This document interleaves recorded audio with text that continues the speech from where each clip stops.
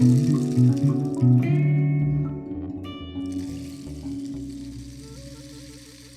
lot of videos out nowadays from older people sharing their wisdom, things they wish they had done that they would do differently. I'm going to do the exact opposite. Instead of telling you what I wish I would have done differently, I'm going to share with you the things that I did right. All the things that I did that led me to the place where I am today. You know, lamenting about what we could have done differently gets us nowhere. And I'm sure you've discovered that if you have any modicum of wisdom in your life, that focusing on what's wrong never builds to what's right. And here's the reason. What's wrong with you is beside the point. What is right with you is the point. In other words, you cannot build a building on a faulty foundation or a foundation that isn't there, because when we lack something, it's saying there's the absence of that. What's right with us is a presence. So we have to build the foundation of our being on what is present, what is truly there for us to be able to build the house of our being, right? Like so many people, I have spent so much time and energy lamenting on all the things I wish I would have done differently when I was younger. All the opportunities missed or opportunities taken I wish I hadn't taken them. People I met, people I dated, job choices, etc., etc. The list goes on. But here's the problem with it. As I mentioned earlier, what's wrong with you is beside the point. What's right with you is the point. In other words, we cannot build a foundation of growth on something that's not there. And the lacks are literally emptiness. It's what's not there in your life, in your consciousness. It's what's missing. And you can't do anything with that. You cannot build off of non-existent foundation or a faulty foundation. What you can build off of is what's right with you, because there's something there. That is a presence.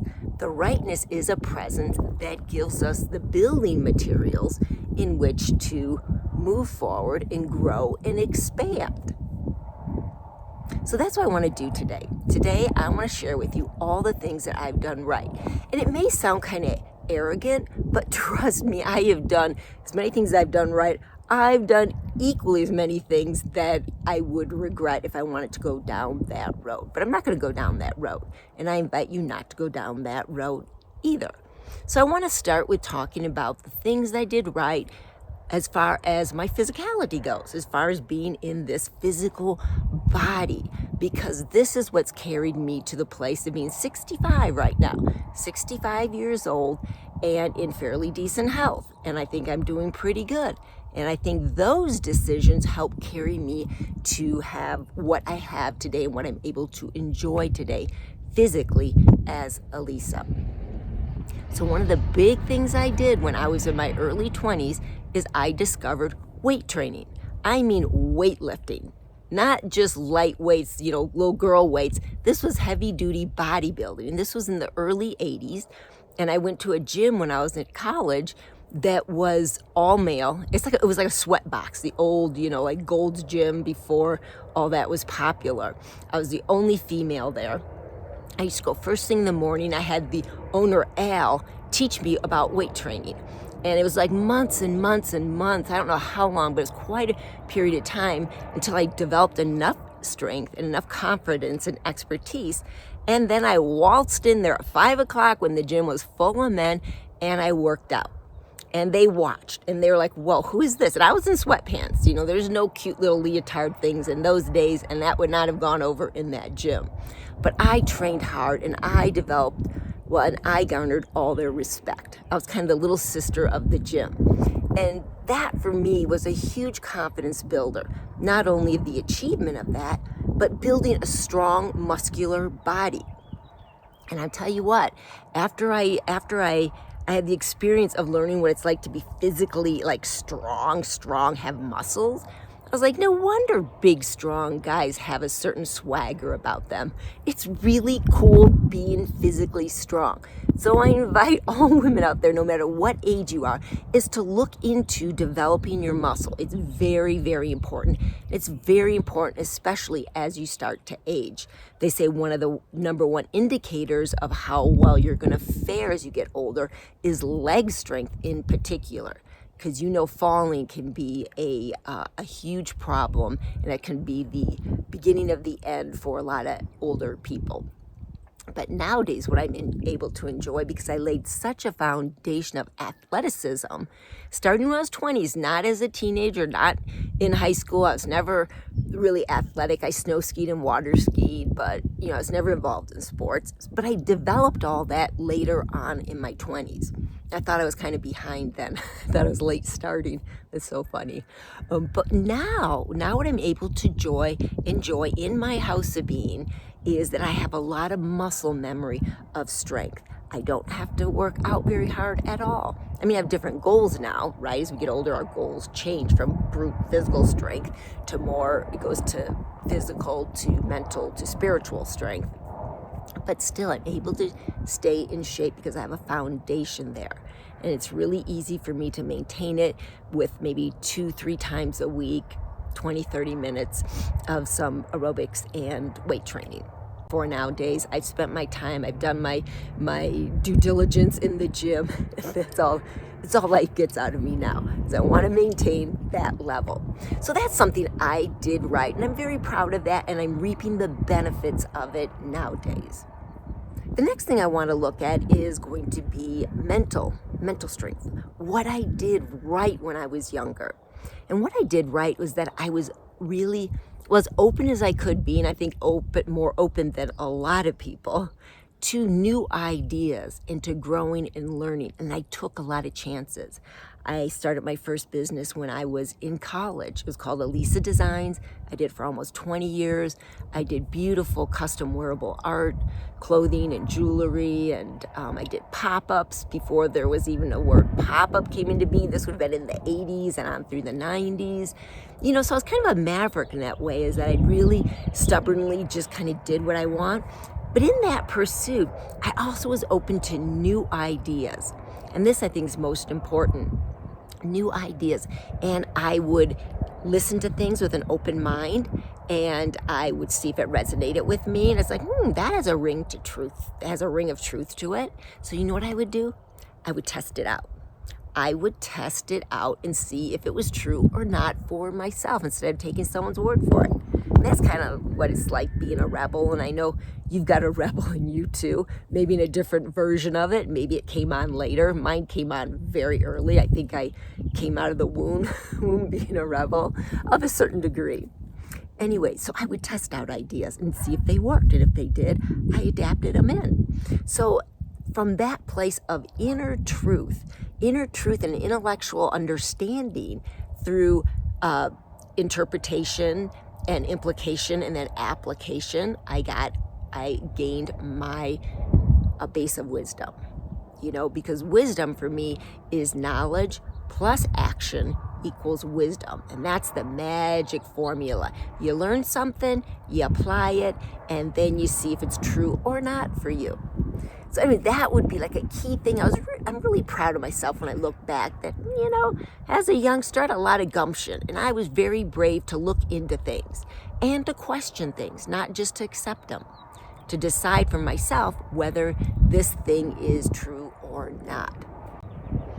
And one of the things I learned about emotions is the fluid nature of them. I learned this very early on, like in my 20s. I started to understand this through various teachers, books, experiences. I remember growing up in the 60s and really 70s as a teenager, there was no internet. So you couldn't just Google things. So to come about different ideas, you literally had to seek people out that were going to teach you, or you had to find books in your local library. That was the way we had to do it. Anyway, so one of the things that I was taught was that to do right action for right action's sake. Right action for right action's sake, in spite of how it might feel. And this is huge, because so often we are feeling maybe a part of us compelled to do the right thing, but then emotionally it's like, no, maybe I just want to get my little revenge in, or put the screws to that person, or whatever those feelings are. But if you do, this is what I learned, if you do the right thing for the right thing's sake, no matter how you're feeling, your feelings will change. They will change. And I'm telling you that the best feeling in the world is knowing you did the right thing. Nothing beats that. Nothing beats that. No matter what the personal consequences might be, you did the right thing. And that for me is golden. And I learned that through applying that. I learned that through going through many emotional gauntlets, healing the wounds between my father and I, healing the wounds between my brother and I. I never quite got there with my mother, unfortunately, but I healed a lot of things with a lot of people just by simply doing the right thing. In spite of how they're acting or what you think they deserve, but you do the right thing for your sake. And then to see how quickly your feelings shift around. So that brings me to another point as far as feelings go. One of the things that I did right, that I have to say I'm still working on because it's a kind of a tough one, is that not all feelings are your feelings. And that's something I apply as quickly as I can remember that.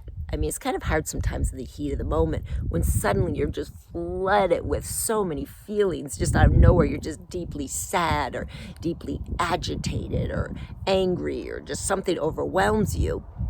And for all of you out there that are highly sensitive people, you're going to really relate to that one, because this can happen quite often. So in spite of knowing this, it still happens, on a semi-regular basis. I'm flooded with a whole bunch of feelings. And what I learned and what I've done right in my life is, as soon as I can catch that, I pause for a minute. In spite of that, it feels like it's my feelings because it's inside of me. I say a certain little, it's not even a mantra, you could call it a prayer, but it's a statement. It's a declaration. I say, all feelings that are not mine, leave now. I declare that. And then I watch. Then I just sit back and watch. Like watching, I mean like inner observance. I observe inside how quickly those feelings go away and what's left. And I tell you, every time it just amazes me how many of those feelings, like a huge part of those feelings, are just, they go right out the door, and I'm left with, I'm actually feeling okay. That incredible sense of sadness or frustration, that wasn't mine. Those feelings were probably connected to somebody I know, somebody close to me, just maybe even some feelings moving through the energetic pathways in life. Anyways, that's something I feel like I've gotten right. And I get right, as long as I remember to do it. It's a tricky one. So there's three things. I mean, there's more. I could go on about it, but I don't want to make this video too long and bore you too much with stories of Elisa. The main point is, I'm going to go for a walk and tell you what the main point is. Okay, that was enough sitting down and talking. We got to move around here. I got to walk. It's just this beautiful day, and I'm down here. Look at where I am. This is a little special place that Mike and I built. We call it Camp Happy Snake because there's a lot of snakes around here. But also, for me, the snake represents wisdom. I have my little snake ring that I always wear. It's kind of one of my totems. So this is Camp Happy Snake. We have an archery range back there. We have this cool, like, pergola thing that our friend Transito Miguel built that's just fun and amazing. And then we have a slack line over here. And this slack line, yeah, you laugh. I laugh too every time I try to do it. Once, quite a few years back, I was able to walk down it and turn around. Now it's kind of, I got to practice it more, but it's really good for little small muscle attunements and whatnot. Anyways, so I'm passing through Camp Happy Snake right now. I'm going to go over the little bridge and this gorgeous little archway right there and head up the rest of our property. Hey too. And if you like this channel, you think it'd be of a benefit to any of your friends, please pass it on. I would very much appreciate your help in growing my small channel to reach more people. Okay, so back to today's little wisdom drop. The wisdom drop is what's right with you is the point, what's wrong with you is beside the point. So I invite you in your life to look at the things in your life right now, all the things you wish you had done differently, you wish you were doing differently. Take those and put them on a shelf. Just take them, put them on a shelf. Thank you. I'm not saying you're not there. I'm not disregarding you. I know, little friends, this is where you are, and I can come back to you anytime that I so want to indulge myself in feeling bad about myself. Perfect. Now, take and turn your attention to all the things that you're doing right. There are things, even if you can just find one thing. Believe me, there's times in my life I could only find one thing to be grateful for, just one thing that I felt good about. But that was the wedge, that was the door that opened up into a world of gratefulness and a world of seeing the blessings and the beautiful things in life. It is really, look at this, it's very bright out right now. Anywho, so take your attention away from the stuff on the shelf, all the things you feel bad about, you're doing wrong, etc. Turn your attention to all the things that, my God, I'm nailing that. I'm really good at that. I'm proud of that. Now that's where to focus your attention. That is something solid because that's real substance. The pride you feel in it, it's not ego pride. Make sure it's not ego pride. This is just acknowledgement that there's something right about the expression that you're doing, that you're bringing in through the truth of your higher self into this world, into this reality. And you're proud of it. There's nothing wrong with that. In fact, there's something really right about doing that. It's something we need to do more often. In fact, we need to do all the time. Because that's where we can start building new patterns. We can start remembering new ways of being. We can start applying new stuff that we learned. Everything that I tell you, don't take my word for it. It worked for me. Is it going to work for you? It may. Try it out. Just give it a try. And I did a few little wisdom drops back there under the pergola. Give them a try if they resonate. See what happens for you. Let me know. That would be great. If when I say that all you need to do is to remember who you truly are, that who you truly are is simply buried under layers and layers of indoctrination, of programming, of bad experiences, maybe some faulty parenting, all these extraneous things outside of yourself layered upon you is what's covering up who you really are. And who you really are is underneath all of that. So it's literally a process of letting go of those things and remembering the truth that is always there and never goes away. If this rings true to you, then I have, or if you're just curious about that, I have written a guide called The 5 Layers to Shed, Find Yourself Again.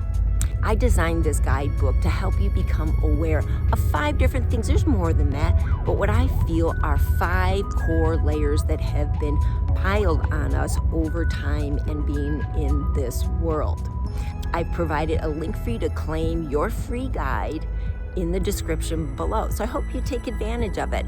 And when you do, you also get a free bonus gift, a month-long gift of once a week trainings and little teeny videos that are not posted on YouTube. I'm up close to the road now. It's first thing in the morning, so there's some traffic going to and from Santa Fe and the local communities. So I'm going to wrap up this conversation by saying, once again, thank you for joining me. I applaud all the parts of you, all the things that are right and all the things that are missing. You're not responsible for what is missing, for a lack. What you are responsible for is what's there and to build off of that. So start today. Start today off a solid foundation of everything beautiful and right that you're doing in your life. I celebrate you. You celebrate you. Okay, that's it from the Rebel Crone. Peace with you always. In love, may love abide in your heart.